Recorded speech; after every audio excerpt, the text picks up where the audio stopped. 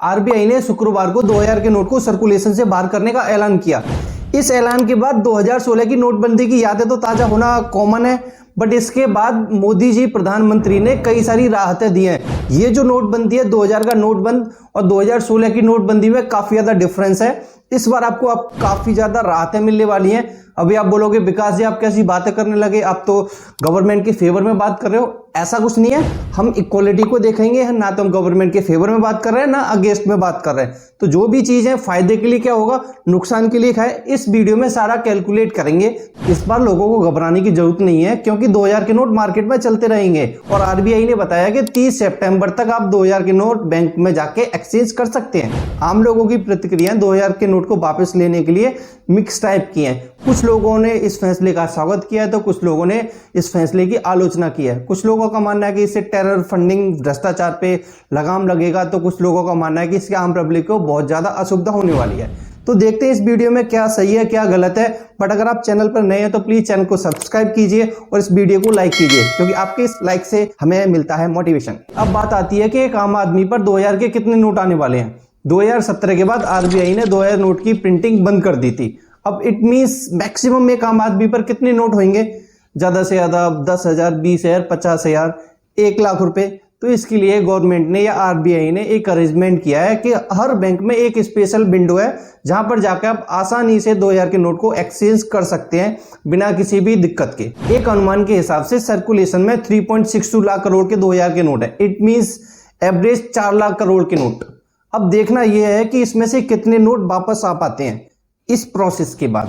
RBI के मुताबिक 2000 के 89% नोट मार्च 2017 तक प्रिंट हो चुके थे।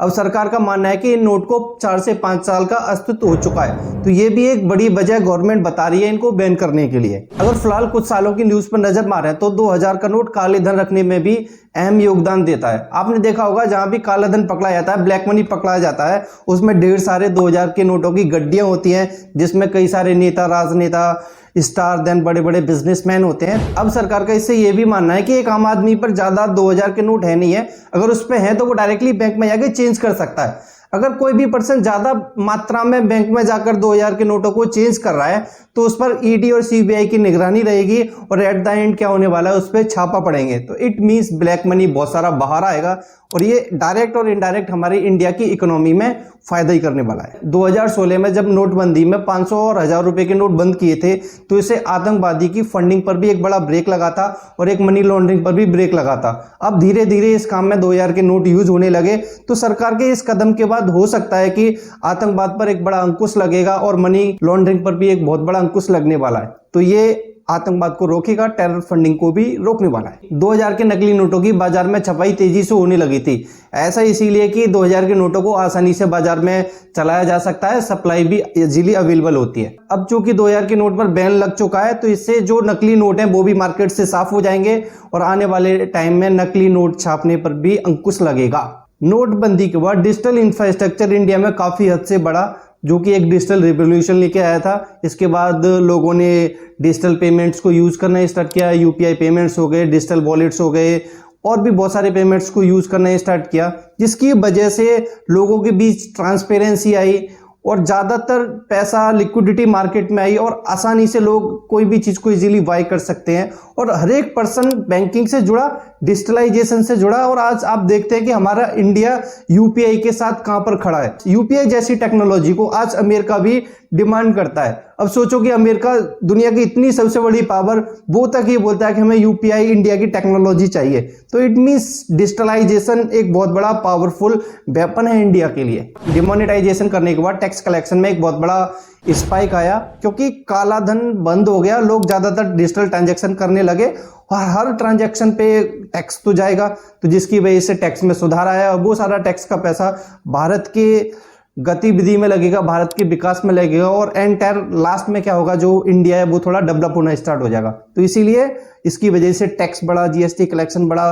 आपने देखा होगा last time GST collection 1.5 lakh crore से ऊपर भी गया है। तो ये सारी चीजें बहुत बेनिफिशियल है इंडिया के लिए। डिमोनेटाइजेशन करने के बाद बेनामी संपत्ति पर रोक लगी है। आपने बहुत टाइम पहले न्यूज में सुना होगा, अखबारों में सुना होगा कि खबर आती थी कि एक रिक्शे वाले के नाम से एक बहुत बड़ी कंपनी रजिस्टर्ड है, एक मजदूर के अकाउंट में कई लाखों पड़े हैं, एक किसान के अकाउंट में ऐसे ऐसे इतनी संपत्ति है। तो ये कैसे होता था? कई सारे करप्टेड बिजनेसमैन, करप्टेड राजनेता उनके नाम से कंपनी रजिस्टर करते थे, ब्लैक मनी डालते थे, प्रॉपर्टी खरीदते थे। उन बेचारे लोगों को पता नहीं होता था। नोटबंदी के बाद जितनी बेनामी संपत्ति की ब्लैक मनी थी उन सभी पर रोक लगी है, और उसके बाद जो पैसा स्टॉक पड़ा था, जो पैसा बेनामी संपत्ति में रोका था, वो सर्कुलेशन में आया, जिससे इंडिया को ग्रोथ मिल रही है। एक साइड ये भी है कि नोटबंदी करने से गवर्नमेंट का रेवेन्यू बढ़ता है, देन जिसकी वजह से लोग ज्यादा से ज्यादा टैक्स भरना स्टार्ट करते हैं। लोग ज्यादा से ज्यादा डिजिटल पेमेंट्स का मोड यूज करेंगे, कुछ यूपीआई ट्रांजैक्शन करेंगे, डिजिटल वॉलेट यूज करेंगे, तो जिसकी वजह से डायरेक्टली गवर्नमेंट को टैक्स जाएगा। जो पहले ऑफलाइन मोड में एक्टिविटीज होती थी, जो प्रॉपर्टीज में ब्लैक मनी जाता था, उन पर रोक लग के गवर्नमेंट का रेवेन्यू बढ़ेगा। तो फाइनली गवर्नमेंट का रेवेन्यू बढ़ेगा, तो हो सकता है, पॉसिबल है कि उस पैसे को गवर्नमेंट इंडिया के डेवलपमेंट में लगाए और जिससे हमारी इंडिया ग्रोथ करे। अमेरिका, ब्रिटेन जैसे देशों में बड़े नोटों का प्रचलन नहीं है, वैसे इंडिया भी इसी रास्ते पर चल चुका है। इसके बाद ब्लैक मनी पे कुछ थोड़ी रोक लगेगी, टेरर फंडिंग पे भी रोक लगेगी, और लास्ट में जो ब्लैक मनी जो सारा पड़ा है ना, वो लौटकर बाहर आएगा, एक बड़े रूप में बाहर आएगा। तो कहीं ना कहीं एक ऐसे काम में लगेगा जिससे विकास हो हमारा। वो पैसा कहीं ना कहीं ऐसी जरूरत जगह पर लगेगा। एग्रीकल्चर सेक्टर में लग सकता है, डिफेंस सेक्टर में लग सकता है, मेडिकल सेक्टर में लग सकता है, एजुकेशन सेक्टर में लग सकता है, किसी भी ऐसे सेक्टर में लगेगा, तो जिसकी वजह से हमारा कोई एक सेक्टर या एंटायर सेक्टर डेवलप होगा, तो जिसकी वजह से एक अलग ही ग्रोथ स्टोरी बनेगी। हो सकता है आने वाली जनरेशन को इस चीज का बहुत अच्छा फायदा मिले, अगर ये गवर्नमेंट इस चीज को अच्छे से एग्जीक्यूट कर पाती है तब। देखिए, माना जाता है कि जब कोई समस्या आती है तो अपने साथ एक बड़ा समाधान लेके आती है।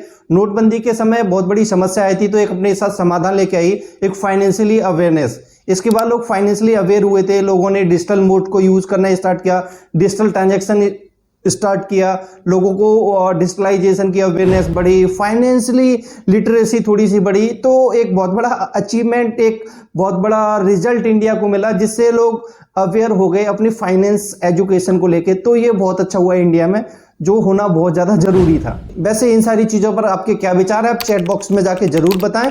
आप अपने व्यू को ज़रूर रखें, ये हमने अच्छे से चीज़ों को करने की कोशिश की थी।